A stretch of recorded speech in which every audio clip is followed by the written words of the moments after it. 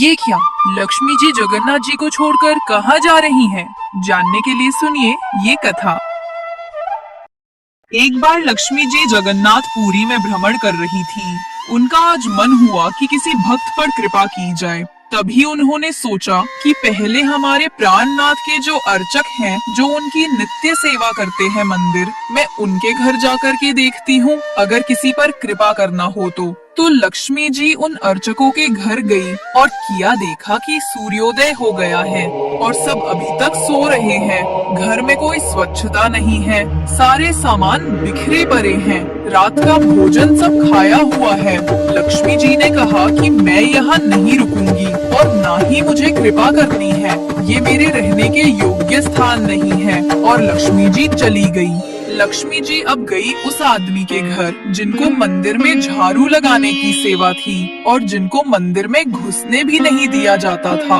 उनके घर में सब ब्रह्म मुहूर्त में उठ जाते हैं। उनके घर में बरिया गोबर का चौका लग रहा है, तुलसी जी को जल पधराया जा रहा है, ठाकुर जी को भोग लगाया जा रहा है।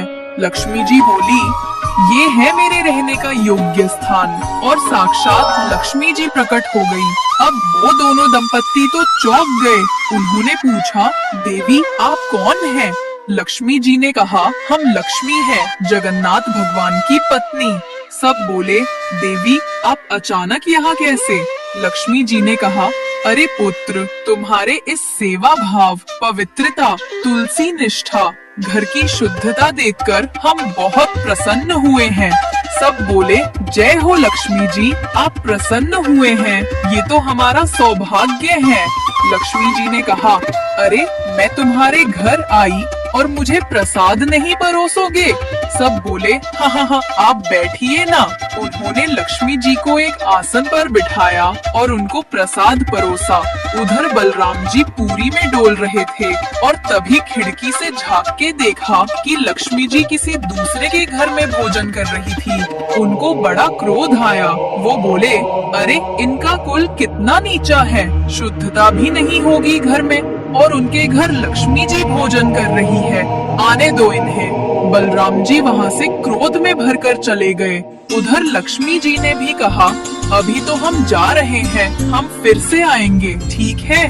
और लक्ष्मी जी चली गई। जैसे ही वैकुंठ में कदम रखा तो क्या देखा, बलराम जी रूठ के बैठे हैं और जगन्नाथ जी और सुभद्रा जी उन्हें मना रहे हैं। बलराम जी हल्की आवाज में बोल रहे हैं, अरे आचार विचार सब भूल गए हैं सब लोग, शुद्धता पवित्रता का कोई ध्यान नहीं है, परमात्मा होते हुए भी बुद्धि भ्रष्ट हो गई है सबकी, इत्यादि इत्यादि। लक्ष्मी जी आई और बोली, आप सब प्रसाद पाने बैठो, मैं आपके लिए प्रसाद लाती हूँ। जगन्नाथ जी और सुभद्रा जी तो बैठ गए, पर बलराम जी अकर कर उसी जगह बैठे रहे। जगन्नाथ जी ने बुलाया उनको, भैया आइए प्रसाद पाएंगे।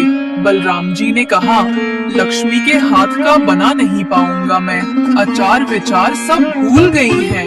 उधर लक्ष्मी जी सब सुन रही हैं। अब जगन्नाथ जी बड़ी दुविधा में पड़ गए, इधर प्रसाद पा लेंगे तो भैया नाराज, उधर प्रसाद नहीं पाया तो लक्ष्मी जी नाराज। उन्होंने सोचा, मैं लक्ष्मी जी को मना सकता हूँ, पर ये भैया बड़े खतरनाक हैं, मानेंगे नहीं। और जगन्नाथ जी ने भी प्रसाद नहीं पाया।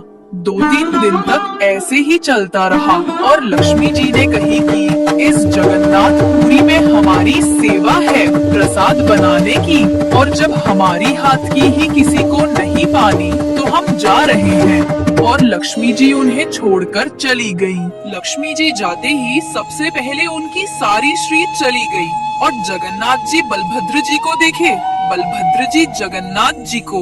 बलभद्र जी बोले, लाला ये क्या हो गया, सब गायब कैसे हो गया? जगन्नाथ जी बोले, ये सब आप ही की कृपा है भैया। बलभद्र जी बोले, मतलब? जगन्नाथ जी बोले, मतलब कुछ नहीं, लक्ष्मी जी चली गई तो सब कुछ उनके साथ ही चला गया। बलराम जी बोले, ठीक है कोई बात नहीं, वो क्या सोचती हैं, उसके बिना हमारा नहीं चलेगा क्या?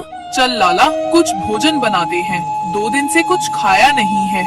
जैसे ही रसोई में गए तो देखा कि सामग्री सब गायब। जगन्नाथ जी बोले, चलो दाऊ, स्वर्ग द्वार के वहाँ सब भिक्षुक बैठे रहते हैं, वहाँ सब भिक्षुकों को कुछ न कुछ मिल ही जाता है। और दोनों छोटे बालकों का रूप बना के बैठ गए स्वर्ग द्वार के पास और टेर लगा रहे हैं, जय जगन्नाथ, जय जगन्नाथ, कुछ दे दे बेटा, तेरा भला होगा।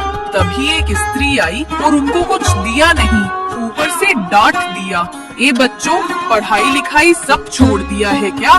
जाओ घर जाओ।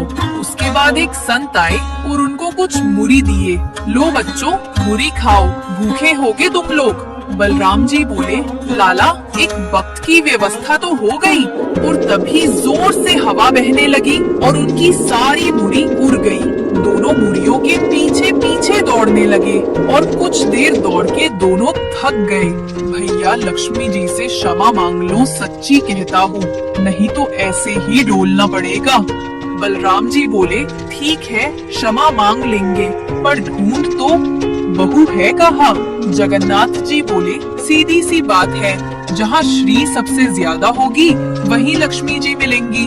तभी डोलते डोलते देखा कि एक घर में इतनी श्री का वर्धन की उसकी चमक बाहर तक आ रही थी। जगन्नाथ जी बोले, दाऊ उस घर में चलो, वही है हमारी लक्ष्मी जी। तभी देखा कि उस घर का बालक सबको वस्त्र दान कर रहा है। दोनों उस लाइन में खड़े हो गए। लक्ष्मी जी की जैसे ही नजर पड़ी उन बालकों के ऊपर तो उनको दया आ गई। मेरे प्राणनाथ, उनको कोई जरूरत नहीं है मेरी, पर फिर भी दाऊ दादा को मेरा महत्व समझाने के लिए ये लीला कर रहे हैं। लक्ष्मी जी ने उस दंपत्ति से कहा, सुनो, उन बच्चों को मेरे पास ले आऊं। जगन्नाथ जी और बलराम जी सर झुका के खड़े हैं। बलराम जी बोले, देख बहू, मुझसे गलती हो गई, मुझे तेरे साथ ऐसा बर्ताव नहीं करना चाहिए था, लेकिन तेरी भी गलती है, मैं अकेला दोषी नहीं हूँ। जगन्नाथ जी उधर से कोनी मार रहे हैं। अरे चुप करो, फिर से भड़काओगे क्या? लक्ष्मी जी बोली, देखिए दाऊ, आप लोग किसी के घर भी चले जाते हैं तब तो उसका जाति नहीं देखते, और मैं आप लोगों को रोकती भी नहीं। फिर अगर मैं किसी के ऊपर कृपा करना चाहूँ तो मुझे रोक दो क्यों? मेरे लिए इतना बंधन क्यों?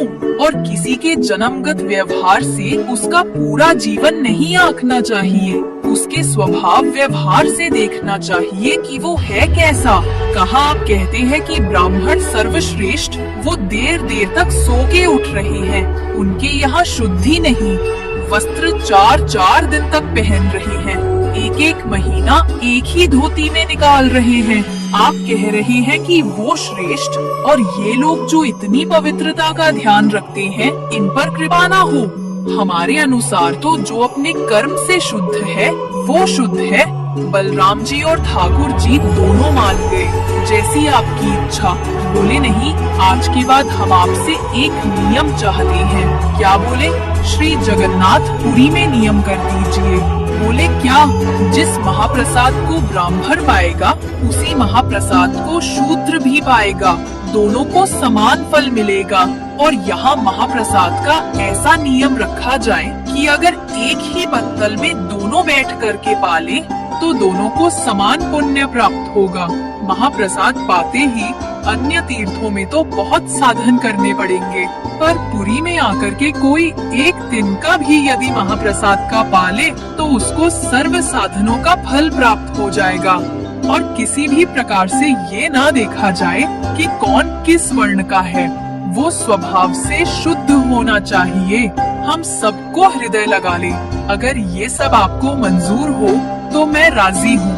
ठाकुर जी और बलराम जी राजी हुए और तब से श्री जगन्नाथपुरी में ये सब नियम नष्ट कर दिए गए।